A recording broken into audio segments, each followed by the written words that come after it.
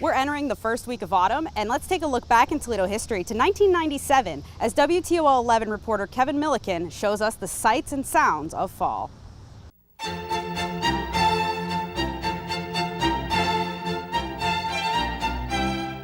Autumn's aria reaches a full crescendo of color, an appreciative audience blading and biking to a breathtaking backdrop of rich reds, glorious golds, and vibrant violets.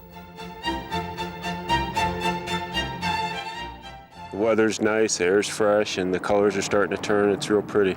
Even seems like the clouds are painted, brush strokes against a brilliant blue sky.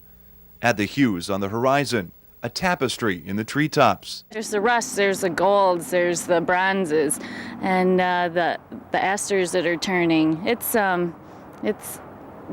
is no favorite. There can't be a favorite.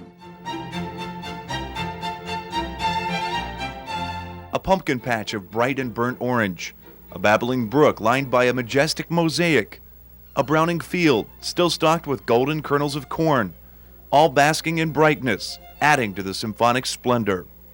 Falling leaves whirl in the wind as they dance toward the green grass below, a fiery fall finale. Oh, it's always a thumbs up. Too soon it's time to sweep the stage for the next performance, Old Man Winter's Fury. Kevin Milliken, Toledo 11, the News Channel. And that was a look back at what to look forward to. For This Week in Toledo History, I'm Diane Woodring.